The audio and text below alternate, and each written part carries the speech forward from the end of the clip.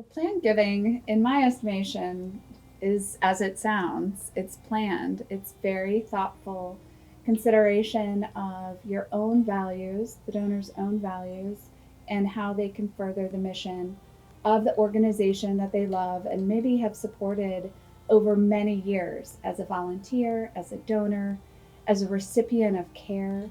And so that donor has given some thought to how they're going to support that organization over time, often beyond their own lifetime. You said it very thoughtfully and eloquently, but I would agree. I think it's a way for donors to really think about what is their legacy once we leave and what do we really want to leave behind for our future communities, thinking of the family and our friends that will be here after us. It's something that a lot of times can be scary for folks, or perhaps they think, how would I do this? It's not something I've ever thought about. And so I'm just excited that we're talking about this topic, because I think it's more approachable and available for folks than they realize. I think it's true that planned giving can sound intimidating, and maybe you don't see yourself as having those assets or the means to make that kind of contribution right now.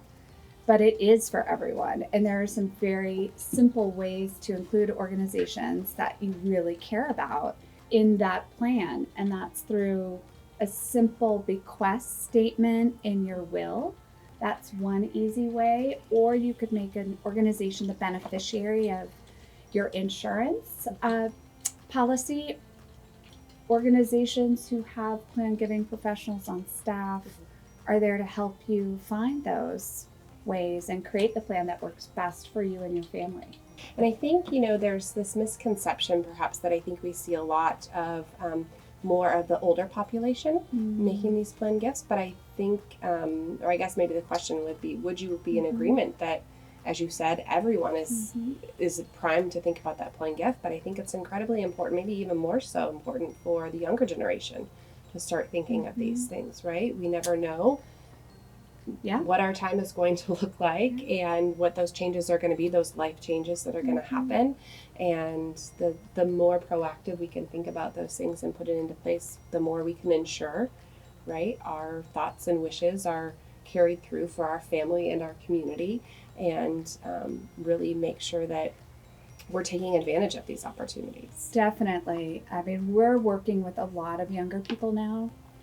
Life insurance policies are one of the easiest ways that younger people can include the organization that they're passionate about at very low cost to them.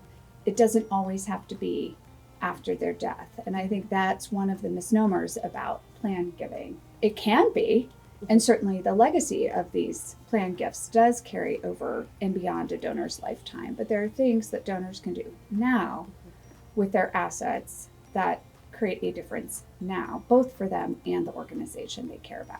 Thanks for joining us today to learn about what planned giving is. And as August is National Make a Will Month, we really are looking forward to sharing more about what that process looks like. But in the meantime, if you're interested in learning more, you can visit ValleywisePlannedGiving.org.